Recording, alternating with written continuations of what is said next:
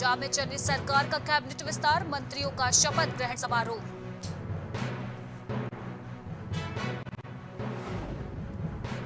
केंद्रीय गृह मंत्री अमित शाह ने मुख्यमंत्रियों के साथ नक्सल प्रभावित इलाकों की सुरक्षा स्थिति की समीक्षा की।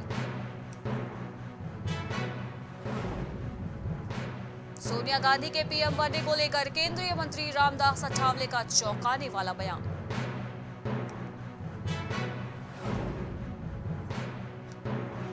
एयरफोर्स का शक्ति प्रदर्शन, खास अंतर मनाया गया 75 साल आजादी के। कुछ घंटों बाद ओडिशा आंध्र के तट से टकराएगा चक्रवाती तूफान गुलाब, एनडीआरएफ की 18 टीमें तैनात।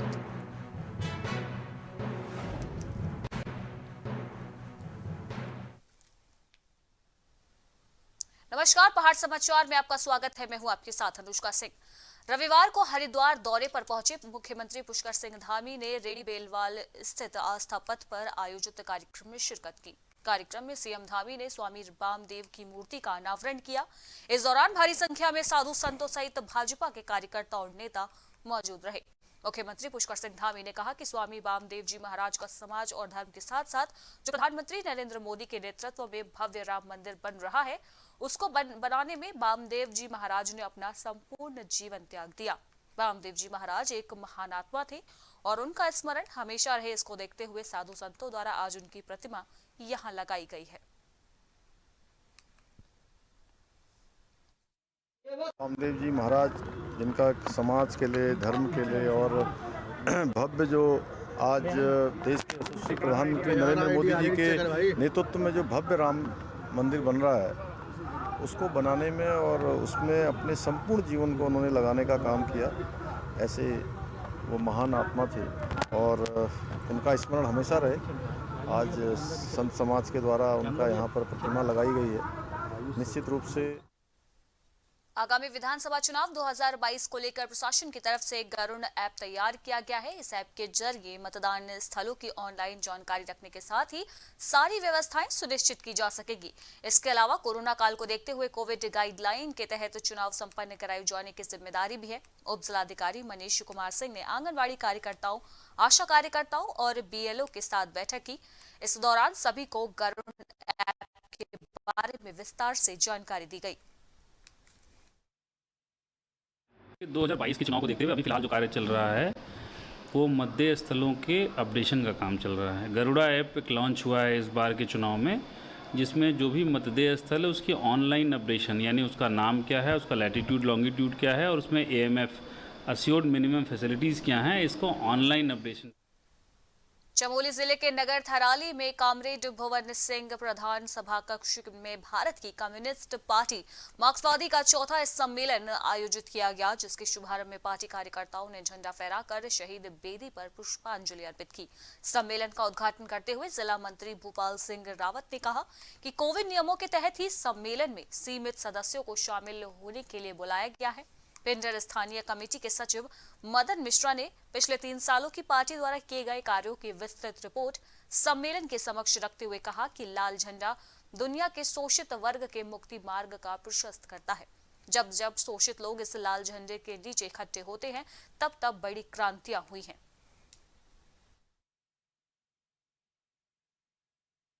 हमारे सम्मेलन आजकल जो है पूरे देश में हो रहे हैं और इसी के परिप्रेक्ष्य में हमारा स्थानीय कमेटी थराली का ये पिंडर का सम्मेलन हुआ है और इसके बाद हमारा जिला सम्मेलन है। यहाँ बहुत बढ़िया सम्मेलन रहा। हमारे सम्मेलन ने प्रस्ताव पास किया कि हम यहाँ के जो स्थानीय जो समस्याएं हैं उन पे हम जो है शीघ्र जो नई कार्यकारिणी बनी है वो बैठक करेगी, फैसला लेगी और जो स्थानीय जो समस्याएं उन पे एक बृहत आंदोलन जो है। भारतीय कम्युनिस्ट पार्टी मार्क्सवादी एक जनतंत्र में विश्वास करने वाली पार्टी है। इसका नीचे से ब्रांचों से लेकर जिला तक और जिला से लेकर प्रदेश तक और फिर जो हमारा ऑल इंडिया जो कॉन्फ्रेंस है, जिसे ऑल इंडिया कांग्रेस बोलते हैं, वो केरल। किसानों के भारत बंद को सफल बनाने के लिए कालाटूंगी विधानसभा में संयुक्त मोर्चा किसानों ने बैठक आयोजित की है। बैठक में भारतीय किसान संघ के किसानों ने भाजपा सरकार द्वारा कृषि कानूनों को वापस नहीं लिए जाने पर भारत बंद करने का फैसला लिया। भारत बंद को सफल बनाने के लिए किसानों ने मंत्रिमंडल, ट्रक और बस यूनियन, टैक्सी यूनियन से भी समर्थन देने की अपील की है। आज जो किसानों द्वारा, क्षेत्रीय किसानों द्वारा बेलपड़ाव में जो मीटिंग करी गई है, इसका मुख्य उद्देश्य संयुक्त मोर्चा किसान के द्वारा जो कल 27 तारीख को भारत बंद का प्रोग्राम रखा गया है, इसको सफल बनाने के लिए आज क्षेत्रीय किसान यहाँ पे इकट्ठे हुए हैं। तमाम व्यापार मंडल बेलपड़ाव, तमाम बस यूनियन रामनगर, काशीपुर, सभी ने अपना जो है पूरा समर्थन दिया है। तमाम किसानों द्वारा 3 कृषि कानून के विरोध में 27 सितंबर को होने वाले भारत बंद को लेकर रामनगर सीओ बलजीत सिंह भाकुनी के नेतृत्व में बैठक आयोजित की गई।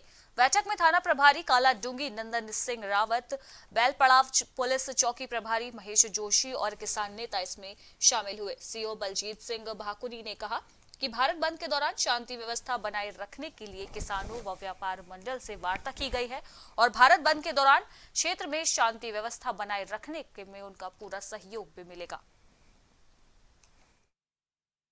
हमारी उनसे ये बात हुई कि हमारी जो भारतीय किसान यूनियन की कॉल है, उस सब 27 तारीख को भारत बंद है, इसलिए हमने आज यहाँ पर चौकी में भी अपने यहाँ से कॉल करी है कि साहब हमारा यहाँ भारत बंद है। इसलिए हमने बेलपड़ाव में सब व्यापारियों का समर्थन, बस वालों का समर्थन, यूनियन का समर्थन, सबसे समर्थन लिया गया है कि सब लोग किसानों को समर्थन करें।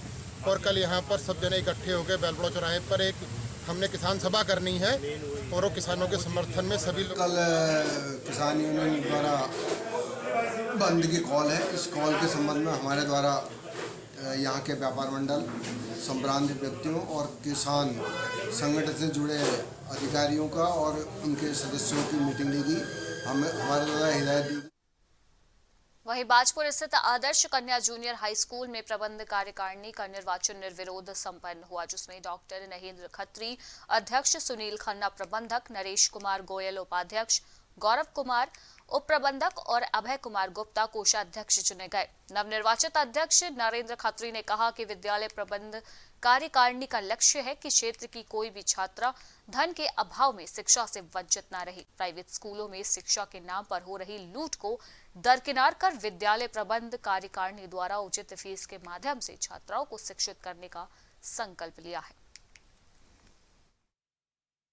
मैं उस क्षेत्र के उन सम्मानित शिक्षाविदों को नमन करता हूं जिन्होंने 1973 में इस विद्यालय की स्थापना की। इस क्षेत्र की बालिकाओं के लिए, बाजपुर क्षेत्र में बालिकाओं का कोई भी विद्यालय स्थापित उसमें नहीं था। यहाँ के हमारे बुजुर्ग शिक्षाविद लोगों ने एक प्रयास किया और उस समय हालात तो ऐसे थे कि सरकार से भी किसी प्रकार की कोई मदद नहीं मिलती थी। अपने व्यक्तिगत रूप से जेब से धनराशि देकर वो टीचरों को। चमोली जिले के विकासखंड जोशीमठ का चीन तिब्बत बॉर्डर से लगे सीमांत गांव तोलमा में लगा मोबाइल टावर मात्र शोपीस बनकर रह गया है। सीमांत क्षेत्र में कुछ महीने पहले ही जियो का मोबाइल टावर लगाया गया था, जिससे ग्रामीणों को मोबाइल नेटवर्क में दिक्कत न हो, लेकिन अभी तक जियो टावर को शुरू नहीं किया गया है। टावर का उद्घाटन बद्रीनाथ विधायक महेश भट्ट ने किया था।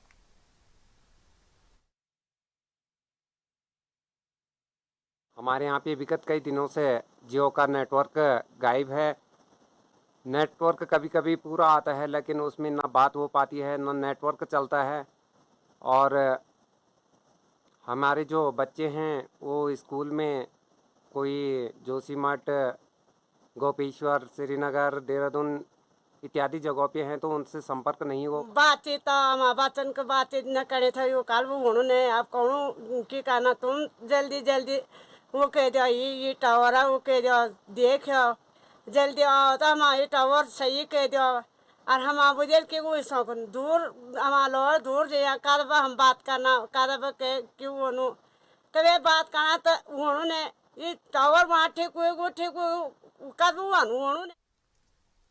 चमोली जिले के जोशीमठ प्रखंड के धौली गंगा घाटी में रह रहे लोगों के सामने पेयजल की समस्या खड़ी हो गई है। लोग जान जोखिम में डालकर पीने का पानी लाने को मजबूर हैं। सुराई, ठोटा और तोलमा गांव के लोग मीलों पैदल चलकर रस्सियों के सहारे पानी को ढो रहे हैं। आपको बता दें कि बीते दिनों हुए भूस्खलन में इन गांवों को जाने वाली पेयजल पाइपलाइन टूट गई थी, जिसके बाद से ये समस्या खड़ी हो गई है। ग्रामीणों ने कई बार प्रशासन से गुहार लगाई, लेकिन अभी तक कोई भी सुनवाई नहीं हुई। ग्राम तोलवा में आजकल पानी की बड़ी दिक्कत है, क्योंकि आपने देखा होगा जो हम वीडियो भी दिखाए हैं उसमें हम ड्रॉप लगा के टेम्परेरी व्यवस्था करने की भी कोशिश कर रहे हैं, लेकिन नहीं हो पा रहा है। भारी लैंडस्लाइड के कारण वहाँ पे जो पाइपें थी वो पाइप सब टूट चुके हैं और आजकल जो समस्याएं हैं, धाराएं सब सूख चुके हैं। जो घर में गाय बकरी हैं उनके लिए भी पानी पिलाने के लिए बड़ी समस्या। पानी लगाउन ताई त ढोको पानी हो ताई कुन पानी में भन्या दुधी सरसार के का ओना रीक डो लाग छला तो पानी बवे दिया दे हम 10-12 दिन पर लैंड टूटे सर लांग नाव हाउ सब खत्म होएगा। आकाश के खाना में पानी थोड़ा कोशिश के जाओ तुम सब लौड़न वो छला और बुढ़िया में कसु तो रीक बाग दगड़े तगड़े तुम्हारा सुंगर लगे दगड़े तुम्हारा रीक लगे यू तो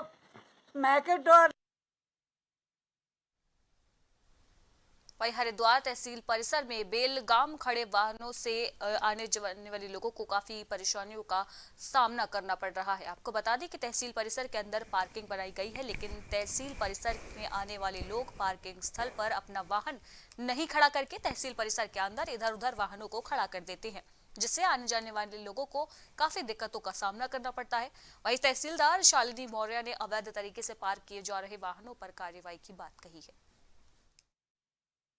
देखिए, क्योंकि थोड़ा सा यहाँ जो है तहसील परिसर के अंदर थोड़ा कंजेस्टेड भी है एरिया और वाहनों के लिए हालांकि पीछे की तरफ हमारा रिजर्व है, लेकिन ये है कि आजकल जो है राजकाज है और लोग जो है काफ़ी ज़्यादा मात्रा में तहसील परिसर में अपने कामों के लिए आ रहे हैं, जिसकी वजह से थोड़ी सी अव्यवस्था बनी हुई है और उसके लिए हमने पीआरडी के हमारे जवान रखे हैं जो समय समय पर बाइक वालों या इस टाइप के जितने भी।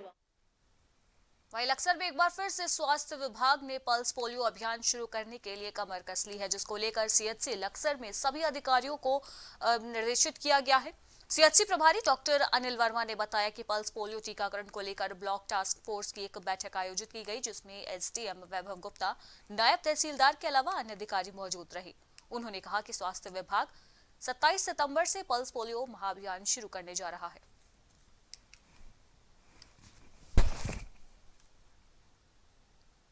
लक्सर तहसील इलाके के चंद्रपुरी गांव में राशन डीलर की शिकायत कुछ दिन पहले ग्रामीणों ने एसडीएम से की थी। ग्रामीणों की शिकायत के आधार पर मामले को संज्ञान में लेते हुए एसडीएम ने सरकारी सस्ते गल्ले की दुकान का औचक निरीक्षण किया।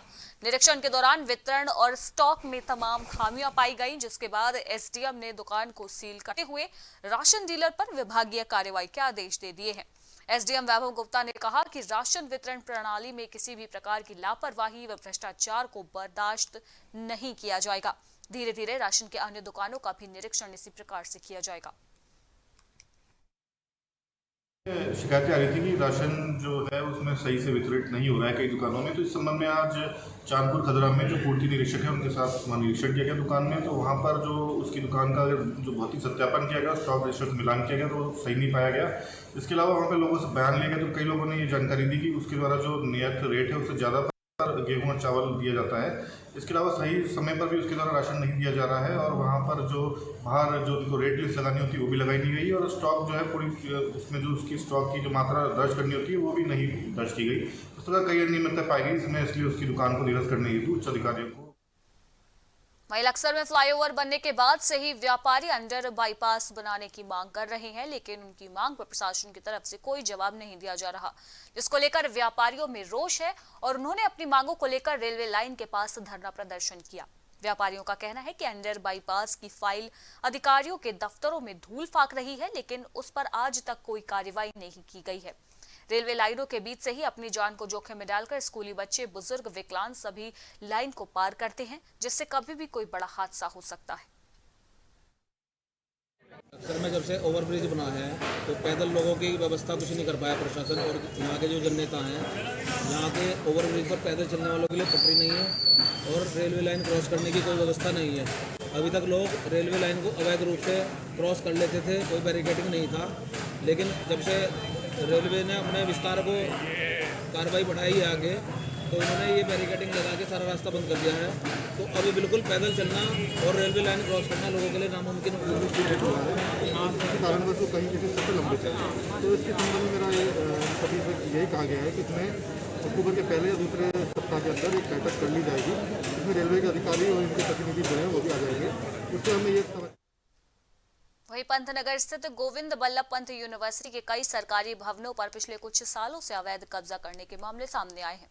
भवन पर किए गए कब्जे के बाद वहां पर सस्ते गल्ले की दुकान चलाई जा रही है। आरटीआई के जरिए इस मामले का खुलासा हुआ है, जिसके बाद से हड़कंप मच गया है। अवैध कब्जे के संबंध में पूछे जाने पर विश्वविद्यालय फर्म के मुख्य महाप्रबंधक DK सिंह ने बताया कि उन्होंने एक आरटीआई उन्हें मिली है, जिसमें बरसों से एक स्थानीय व्यक्ति द्वारा कब्जा किए जाने की बात सामने आई है। मामले की जांच कराकर सख्त कार्रवाई इस पूरे मामले पर की जाएगी। जो आरटीआई लगी थी वो एक्चुअली एक मल्टीपर्पज़ सोसाइटी है, जो कि हल्दी, पंतनगर और बेनी तीनों जगह पे है। और ये मल्टीपर्पज़ सोसाइटी ये बहुत पहले से है, मेरे ख्याल से 60s में या कभी दी गई थी। और उस समय परिसंपत्ति कार्यालय एक ही हुआ करता था, ये पंतनगर से दी गई है।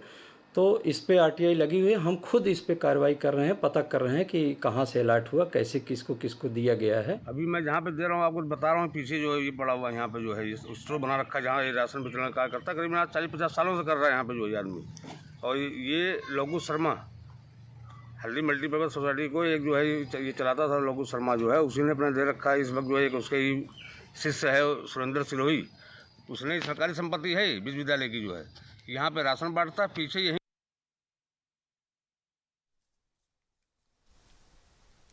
वहीं सितारगंज पुलिस ने सिटी मजिस्ट्रेट तुषार सैनी और क्षेत्राधिकारी वीर सिंह की मौजूदगी में लगभग 2000 लीटर शराब कैलाश नदी पर जेसीबी की मदद से नष्ट की गई।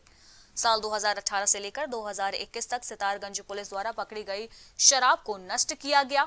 सिटी मजिस्ट्रेट तुषार सैनी ने बताया कि समय समय पर पुलिस द्वारा अवैध शराब के विरुद्ध कार्रवाई होती रही है। किसी भी सूरत में नशे के कारोबार को क्षेत्र में बढ़ने नहीं दिया जाएगा। एक्साइज एक्ट में विभिन्न अलग अलग वर्षों में, जैसे 2018 में 74, 2019 में 139, 2020 में 139 और 2021 में 51 जो है माल जो है बरामद किया गया था पुलिस द्वारा, जो न्यायिक मजिस्ट्रेट माननीय न्यायिक मजिस्ट्रेट के आदेश के क्रम में आज हम।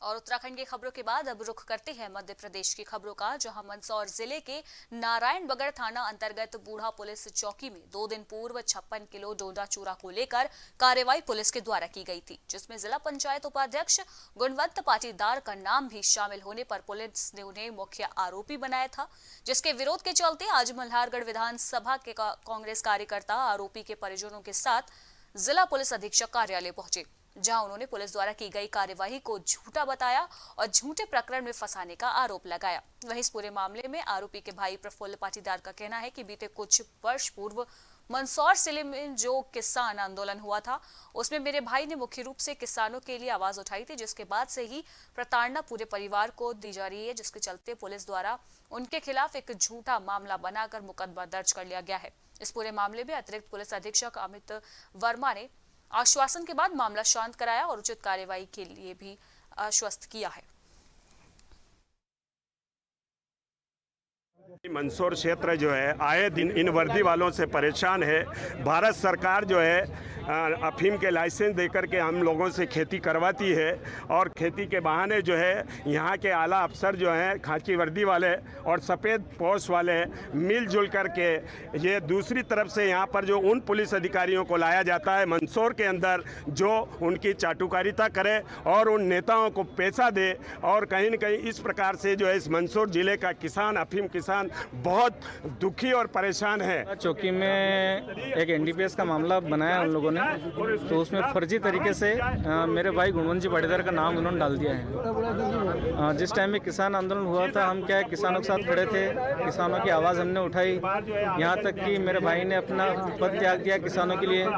तो उसी जो चीज़ें थी उनकी बदले की जो ये कार्रवाइयाँ इस टाइप से हमारे उसके हिसाब से इसमें कार्रवाई आरोप उन्होंने सभी पे लगाया है, उसमें सभी तथ्य।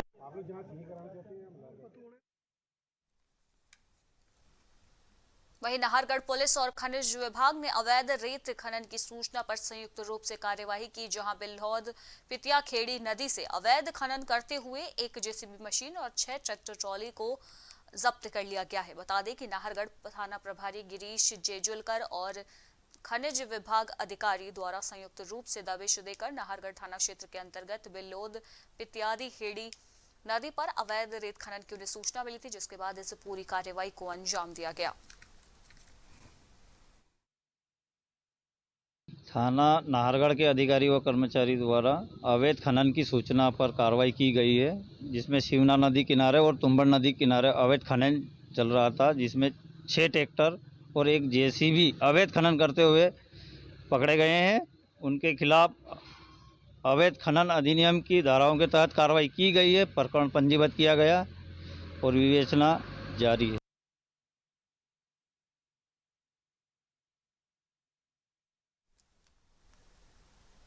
और फिलहाल खबरों में इतना ही। देश दुनिया की बाकी की तमाम खबरों के लिए आप बने रहिए प्राइम टीवी के साथ। नमस्कार।